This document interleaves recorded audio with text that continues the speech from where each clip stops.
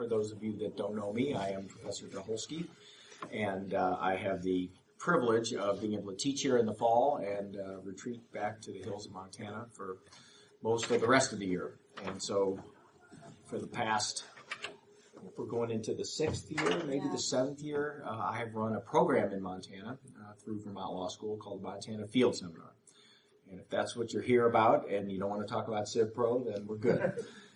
So what I'm going to do here is I'm just going to talk for about probably no more than 10 minutes and just go over some very basics. And then I have had the good fortune of some of the wonderful students that were on the program last summer that I want to talk straight up with you, and I'm not going to be here. I'm also going to formally introduce Courtney Collins, if you all haven't met her, who's one of our wonderful folks in ELC, who is kind of the logistics coordinator for the program. So she'll talk for a couple of minutes. This class is a lot of fun, and it's a lot of work, and it's a lot of commitment on your part, and I want to emphasize all three of those things. Let's start with the commitment, because I think that's the thing I really want to communicate here today. This class is in Montana. You have to get yourself out there. You have to pay a bit for housing in the most palatial accommodations you can possibly imagine. I'll let these folks speak to that. You're going to have to cover your own food and maybe get some gear and all that stuff, and that falls on your shoulders. And it sounds like, boy, this is a great idea. I'm just going to go hike around the woods and get 3 credits. We'll get to that part in a minute, but one of the pieces of this that I really want to emphasize, is that it takes a commitment on your part. And I really want you to think about that. I see some familiar faces and some faces that I don't know, and I would love to have you be part of this program if you fit the criteria. But what I don't want you to do is say, yeah, I'll be there, and put your name in the hat, and it's not a competitive process, but it's a selective process. And then come May, say, yeah, gosh, I have this summer internship, and I can't really get out of it, and forget it. Because what happens is that, and this happens every year, I get people that are interested, they look great on paper, they're enthused, and then they bail at the last minute, and then we can't fill the class. And for the school's sake, and I think also for the sake of having a good cohesive group, 12 is the limit, and I like 12. I think it's a good group size. So I just want you to think about those aspects of it. If you have some other reason that you're out west for a summer something or other, or it's closer to home, that's a big plus, because you might want to be out there anyway. Plane tickets are, $500, $600 on a good day. And like I said, there's some additional expenses, and that just comes with it. The school does have some means to, lend you even more money, which can help offset the immediate bite of the class, but I just want you to be aware of that. The class is a 3-credit class, so you can get 3 credits, and we try to make the workload commensurate with that level of academic study. It is held the 4th term of the summer session, session 4, which runs the last week of July and the first week of August, which is a great time to be out west, usually. The sun shines a lot, and the weather tends to be pretty good, so we always hold it on term 4. As far as the structure of the class, it's a 2-week class that runs along the same basic timeline as the other summer sessions, which means we have class from Monday morning until Thursday night, and you're off Thursday late afternoon, actually. And a lot of people use the intervening weekend to go to Glacier, Yellowstone, and that's all very accessible from Missoula. But from Monday through Thursday, we are out in the field, and that means that we backpack into a remote location. No cell phones. This is not car camping. This is putting all of your clothing and your food and everything on your back, and your study materials as well, and hiking into a remote location. It's not like this is not a NOLS or an Outward Bound course where we're going to try to push you to your physical limits. That's not what we're doing here. But you also need to have some base level of experience. And I I insist upon that, and I'm going to ask it that on the application. Have you been backpacking? It is not camping. A lot of people think, well, I've spent a couple of nights out, with my folks when I was a kid, and this is different. And the reason for that is twofold. One is a safety thing. I want people to sort of know what they're doing, so that we don't have people just exposing themselves to something they've never done before. And it also gives us the opportunity to do some stuff that is kind of exciting. And we do, we climb a couple of mountains, we scramble up some ridges. I mean, there's some fun stuff to do out there, but it's not a place where you learn how to go backpacking. We don't try to provide that basic level of instruction. So there is an application process, and it'll come out, probably end of January, and we'll have, maybe 3-4 weeks to turn it in, and then it's both a selective, and if I have, if all, 15 of you just have great experience and a lot of enthusiasm and all that, at some point, it's just a random selection. But we do draw it off at 12. Strongly encourage, and I'll let these folks speak to that. I strongly encourage that you have had either environmental law, natural resources, administrative law, something to kind of get you into the areas of study. And the focus of this class is on forest management. We do an in-depth study of the history of the Forest Service, the politics and the culture, and then we do a fair bit of law. We do NEPA, we do NFMA, we do ESA, we do the Wilderness Act. And we might even expand that a little bit. And so to walk into that cold is not impossible. And again, I'll let these folks speak to it, but you will do better having had some background rather than just jumping into that stuff. So any questions that I can answer? All right. Yes. Is there any preference given to people who have a MELP or are working on their MELP over an age-80 student or someone with a class might not necessarily be mandatory or necessary? Yes, that is taken into consideration for sure. And the same if it's a 2 or a 3L student who's just not going to have another opportunity to take the class would get some preference. I'll tell you the main things I'm looking for. I mean, the highest preference goes to people that really have the experience and the desire. That's the number one criteria. But yeah, absolutely. If someone has a chance to do this in a future year, and someone is, all things being equal, and someone is like, I'm graduating and I'm done, that person would get a priority. Good question. Okay, Courtney, what would you add to that? Thank you.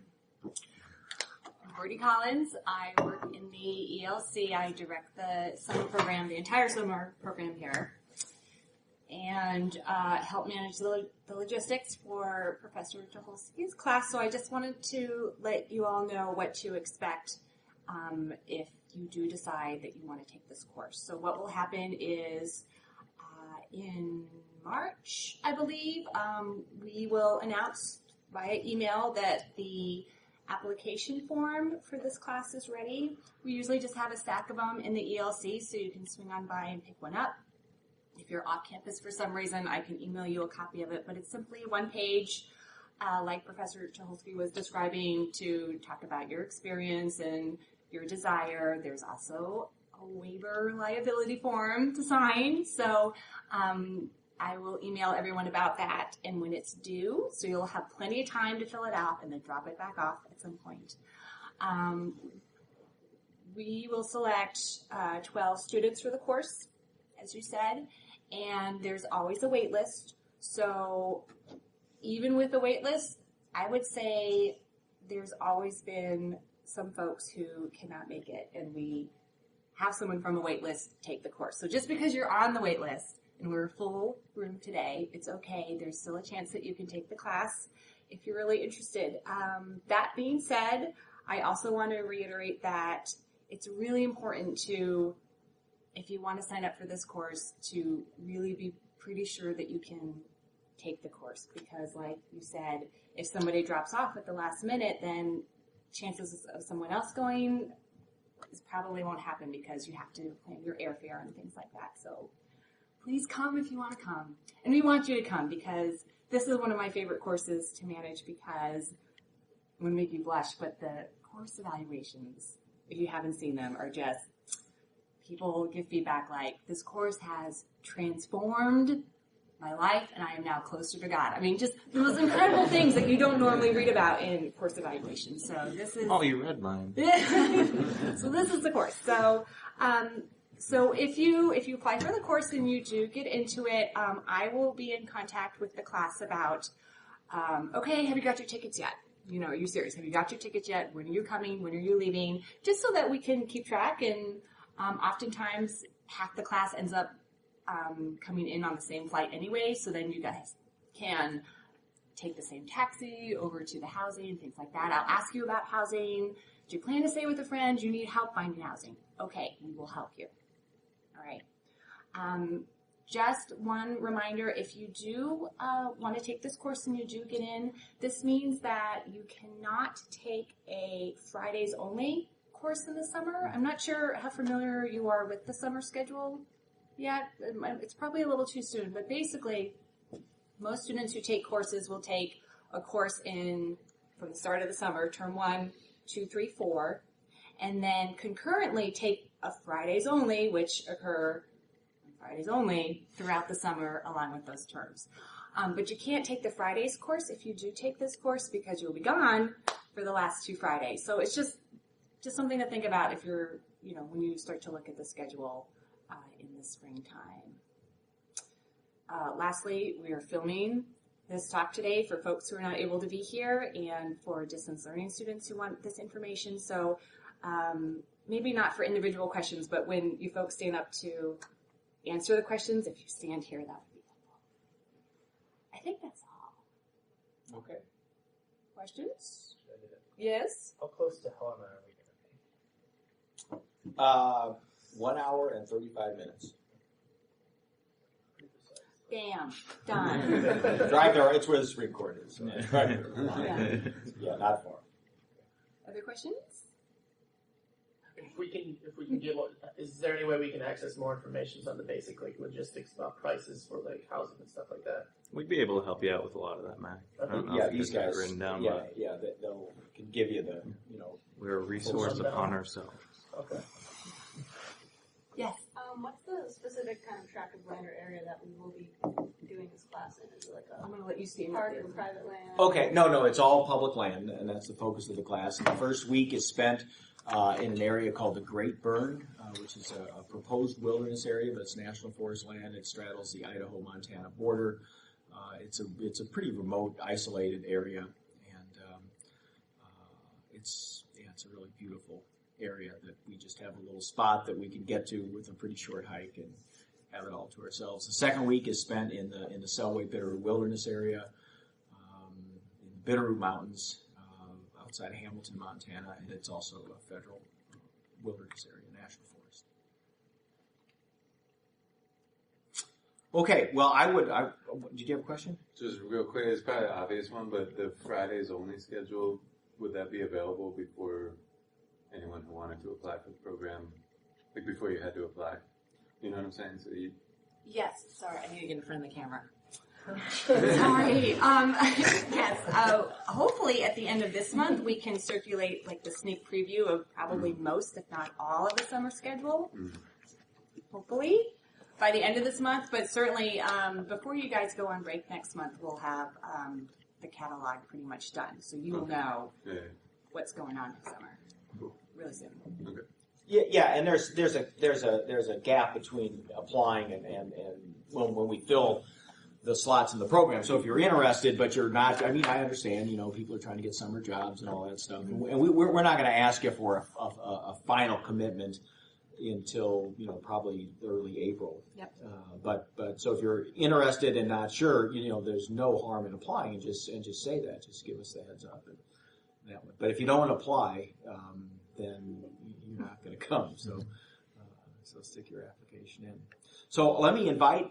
We have some wonderful folks from last year that are here, and you guys come on up and sit around the table and. It's all over. And please don't be shy with your questions, and they will give you the real scoop. And I'm going to step out so that you can get the real scoop. So thanks for coming. And if you do have, I'm certainly available by email, and I'm here for another few weeks. If you have a specific question and you want to talk to me about it, feel free to do that. Okay, thank you all, and give them the real deal. Oh yeah, we'll take it to them. Okay. Hey everyone, Hi. it's good to see you. See a lot of people I recognize. I'm Matt. I'm a JD Melp, second year here. Dave, 2L. Kyle, JD Melp, second year here. I'm Emily. I'm a master's student. And I'm Kelly. I'm a JD Melp student here. And we all went on the Montana Field Seminar last year, like Jack was just going over. The concentration of the course was on public lands management. As Jack just said, we went to two different, examples of public lands out in Montana. It was a blast. Just to start off, I do want to harp on something that he said one more time. This is not the place to learn to camp. That's not only a safety concern, but it's a sanity concern for the rest of the people that you are camping with for 2 weeks straight. So please know how to set up a tent. Please don't lie on your application. Just come out and we'll have a great time. I guess we can start by just kind of what he wanted us to go over, I guess, our personal experiences while we're out there. I had a phenomenal time. It's the only, anywhere in any law school you're going to go to in this country, you're rarely going to see an opportunity like this. It is the coolest class that I've ever taken. That being said, you see a lot, you experience a lot, and if you get into the class, you're going to be like, oh my God, I'm going to Montana for 2 weeks. I'm going to go camping. Like, this is great. I'm not in a classroom, but it is a lot of work. Like, being ready to still read every night. You're camping the entire time. You're in the woods all week, but you still have lectures every morning, lectures every night. You've got to do homework after those lectures. Like, you're still reading a lot. It's still a law class. So you've got to, keep that in mind, because I was like, hell yeah, I'm going to Montana. Like, my summer's almost done. Now I'm just going to go and camp for 2 weeks. And you get there and you realize, oh my God, it's still a lot of work. When you print out all the stuff that he makes you bring with you, you'll realize, oh my God, this is still a lot of work. Also, print it out. Don't. Yeah, I had a Kindle. I had a Kindle. Last year, he was like, or they were like, you can have a Kindle. They have long battery life, whatever, but it'll be way easier if you guys print it out and not have to deal with all the electronics out there. And another thing, Professor Tuholske takes really good care of you guys in Montana. He gave everybody housing. I think somebody asked about housing. What was it, like $100 to stay there? Yeah, something like that. And so cheap. You're in an apartment, I think, last year. I know, Kelly, you had your own place to stay. I stayed with some friends that were there, but yeah, there's either an apartment that is one it of was his like guys and friends girls were split up, basically, into two separate apartments. And his son's house. Girls' apartment was great. We were above a bakery. His son and wife have a bakery, so on Saturday morning they made donuts, and we had to wake up to that. So, and it's really nice. They'll give you bikes. I don't know if you guys have bikes. yeah, no. But, yeah, you did steal our bikes. And it's a short bike into the town. And really, what it is, it's not like we say housing, and you're probably wondering, oh, I thought we were camping, and you have the housing because there is a weekend in between that you can really do what you want to do. Like, I went to Washington State for the weekend, and then afterwards I went to Glacier with Dave, and it was great. But it allows you to you're not I guess the common misconception about the classes is you're not camping for 2 straight weeks. You don't have to backpack with everything on your back for 2 straight weeks. So it's kind of a place to unload half of your food and half of your gear, and a place to kind of come back to and have a shower. There's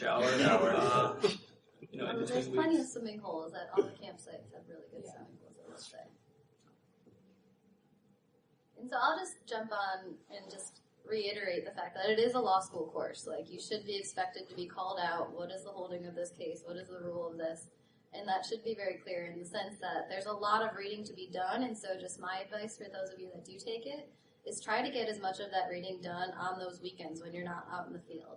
Because when you're out in the field, you have to survive. You need to get water, you need to make dinner, you need to make food. Don't want to do it afterwards. They're long, tiring days. Yeah. And in all reality, it's really hard to go through a 200-page assignment. I mean, maybe it wasn't that long, but get through, 7 cases for the next day. It's pretty intense. He doesn't go easy on you. Like, it's still a Tuholske class with, I would say, if anybody's in natural resources law, that is a breeze compared to what the Montana class was, honestly. So you do very much have to be prepared and have to be ready for it. And so as much as you can get done before you get out there, like, the way I handled it was I tried to do most of my readings the weekend before, for that full week, and the same thing, even though I stuck around in Missoula for the week, I live out west, and so I'm familiar with the area, that I took advantage of being in town, and I got through a lot of those readings, and that really helped me in the field because I could explore the area that we were actually camping in that much more instead of being hunkered in my tent with a headlamp. I did 0 readings when the weekend before, so Yeah, I used almost the entire headlamp battery. I was up late, I think I was up past everybody else because I refused to do any reading before it got dark, and that led to some long nights. Yeah, Kyle and I would just kind of yell at each other at night about the cases. It was helpful. And if another thing that you can do that's really helpful is when you find out if you're accepted to the class, be in contact with other people who are also been accepted, and then you can. That person might have a 2-person tent, and you can share a tent. That's less weight to carry, and you guys can share stoves, share pots, share meals and stuff like that. So, and it is a law school class, but it is a lot of fun. It is so much fun. You see a lot of cool stuff. Sarah. Erica. Erica. Bad context. I'm sorry.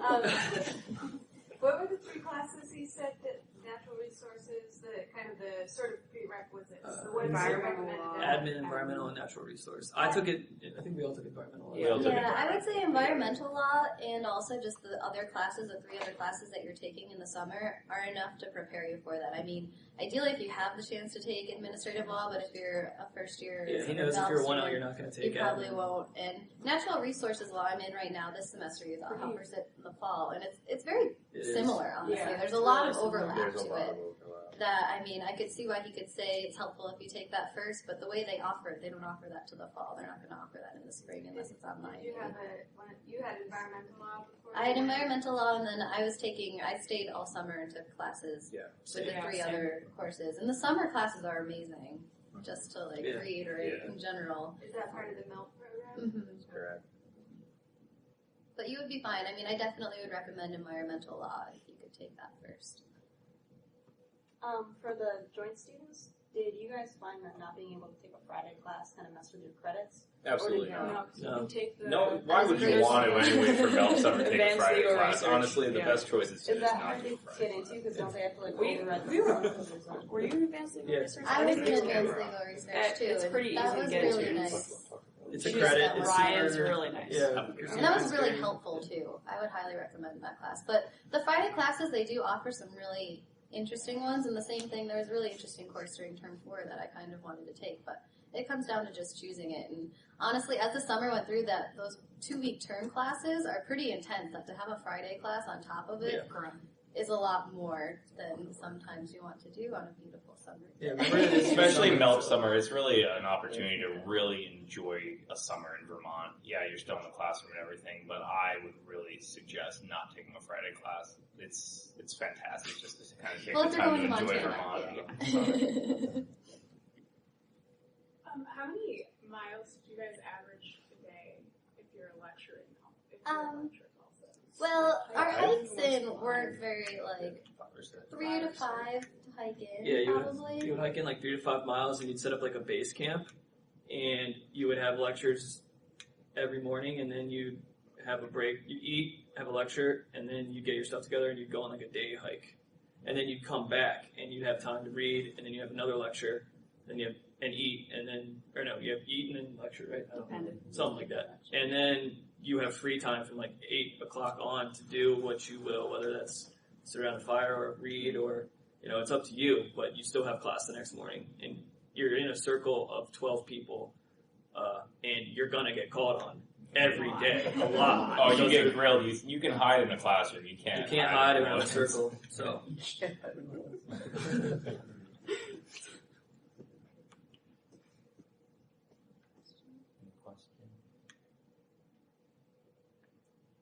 So did you guys do any funding beforehand as far as like, well, obviously you did, but like, did you actually like pool your money together to do the trip or no? I mean, we all kind of. I ended up being on a plane flight. I flew out of Baltimore because I didn't take a third session. This goes back to what you're talking about with Friday Bus. I didn't even take a third session. I took third session off weddings, and life catches up with you.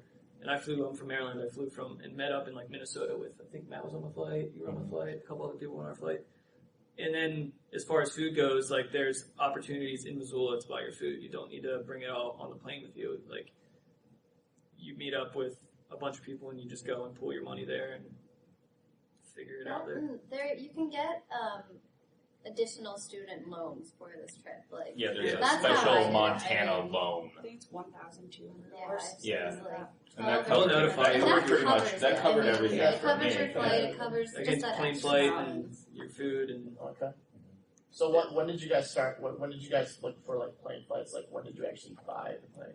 I found out you want to do it as early as possible. I didn't Yeah, buy they're mine expensive. until May, and the prices had already shot up $100 or $200 from before when I'd been kind of waiting to see if I was approved for it. But Missoula's a small airport. There are, I think, 3 or 4 gates. So And with that Only one crew. comes a more expensive airfare just because it's a smaller airport. yeah, there's one flight in and one flight out every day Yeah. that goes anywhere that you would want.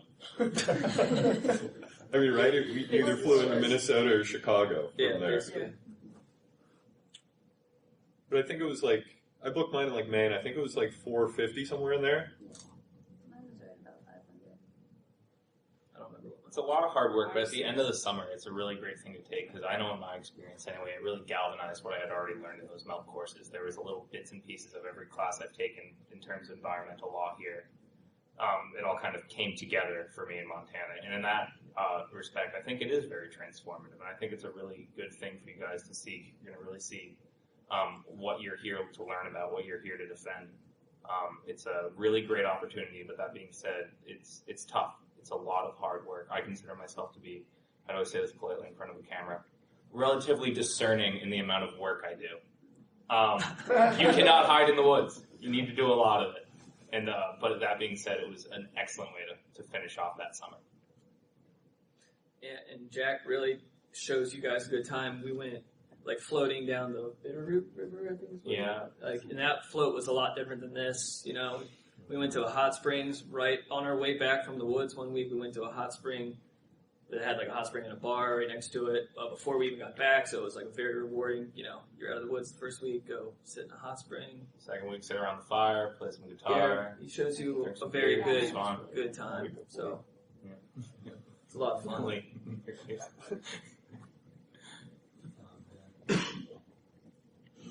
Any other questions?